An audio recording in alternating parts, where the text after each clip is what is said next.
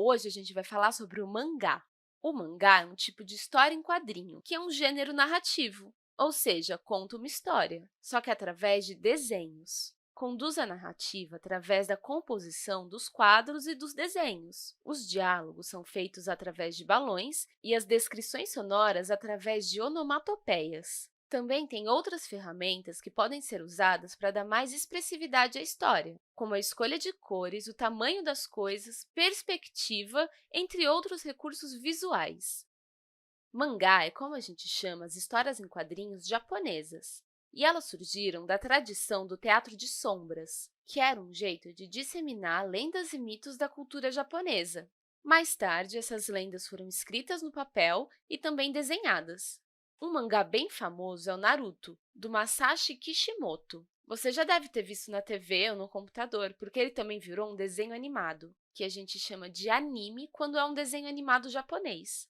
O mangá do Naruto durou desde 1999 até 2014, então tem bastante coisa para ler se você gostar. Ele fala sobre o mundo ninja, e o personagem principal dessa história é esse menino chamado Naruto, que mora numa vila chamada Vila da Folha, e ele tem o sonho de se tornar Hokage, que é o maior cargo de liderança da vila. Para ler esse trecho de Naruto, a gente só tem que saber que o sentido da leitura no Brasil é de cima para baixo e da esquerda para a direita. Só que a leitura japonesa é um pouquinho diferente. Também é de cima para baixo, só que é da direita para a esquerda. Vamos tentar ler esse mangá? Hokage-sama! O quê? Naruto está causando problemas de novo? Sim, Naruto está profanando o monumento Hokage, e dessa vez com tinta. Ah! Perceba que as onomatopeias não são traduzidas para o português. No japonês, e ainda mais nas histórias em quadrinho, o próprio formato delas traz significado, então o peso visual delas também é importante. Aqui a gente pode ver que algumas coisas são explicadas no rodapé, para poder contextualizar alguma palavra ou alguma expressão. Continuando. Ei, pare de causar problemas! Para de fazer isso sempre! Você vai pagar por isso! Olhe tudo isso! Calem a boca, idiotas! Nenhum de vocês poderia ter feito algo tão horrível, mas eu sim, eu sou incrível! Droga! O que esse idiota está fazendo? Ah, até no meu rosto. Hokage-sama? Hã? Terceiro Hokage-sama, me desculpe por isso. Ah, Iruka. O que inferno você está fazendo durante o horário da aula? Desça daí, seu idiota! Droga, é o Iruka-sensei!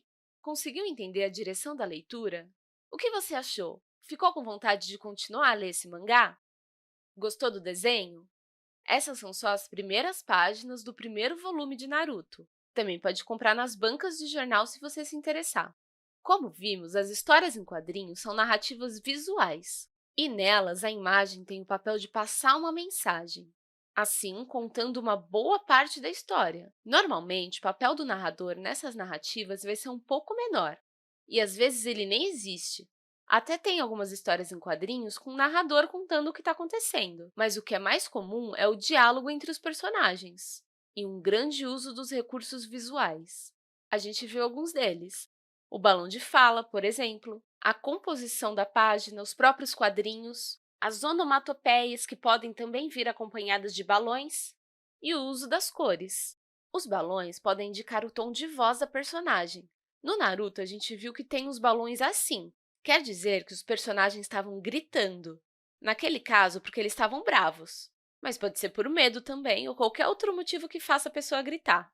A gente pode representar no balão um cochicho, fazendo um balãozinho tracejado, porque a linha desse jeito não fica tão forte, então a gente associa também a uma fala mais baixa. Também tem o balão neutro, mas você pode expressar qualquer emoção que você quiser através dos balões. Basta usar a criatividade.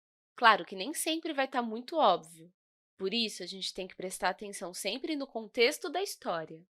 A composição das imagens também ajuda a gente a entender e a contar melhor a história. Por exemplo, através do tamanho de um desenho. Se ele for muito grande, ele pode ser mais importante para o enredo. Se ele for menor, talvez ele não seja tão importante assim. Nos quadrinhos, também é muito normal a gente brincar com a noção de tempo, porque cada quadro indica um momento da história. Se eu quero representar um movimento rápido, é normal que eu use poucos quadros para isso. porque o movimento aconteceu em pouco tempo. Por exemplo, uma pessoa pulando de um prédio a outro.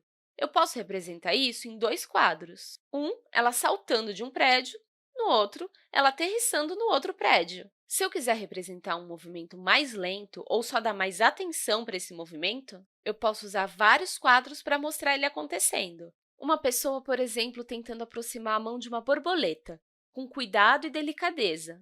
Eu posso usar vários quadros para representar que isso está acontecendo numa velocidade menor, ou seja, o movimento é mais lento.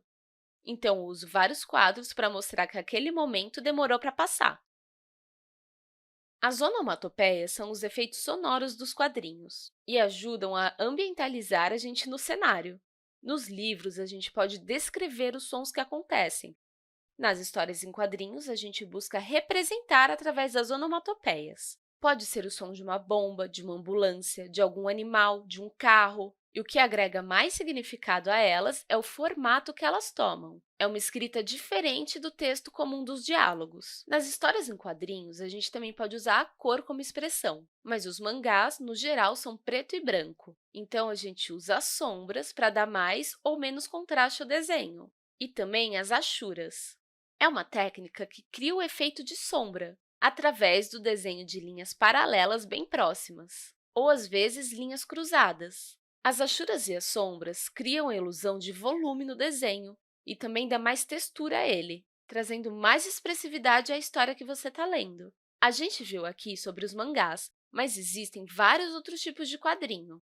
A gente tem, por exemplo, a novela gráfica. É uma história fechada, que começa e termina naquele livro. Tem os gibis, que normalmente vêm no formato de revistinha.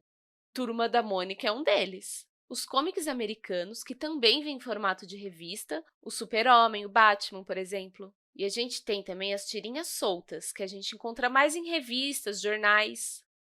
Hoje em dia, com a internet, surgiram os webcomics, que são quadrinhos que estão disponíveis apenas nos blogs ou nas redes sociais do autor. Para resumir, pessoal, o mangá é um tipo de história em quadrinho que se origina no Japão. A leitura é sempre da direita para a esquerda, diferente do que a gente está acostumado aqui no Brasil. E assim como as outras histórias em quadrinhos, também usa recursos visuais para poder contar a história, como balões, a composição das imagens, onomatopeias, cor, contraste e sombras também. Lembra que o mangá normalmente é preto e branco, e as achuras ajudam a dar mais expressão para o traço e mais dramaticidade para a história. E, normalmente, o mangá é uma série, ou seja, tem vários volumes. Sua vez. Que tal você procurar um mangá que te interesse e começar a ler? Lembra que você pode comprar os volumes na banca de jornal, por exemplo, ou então simplesmente ler online. Depois de ler alguns mangás, por que você não tenta desenhar a sua própria história em quadrinho? Bons estudos e até mais!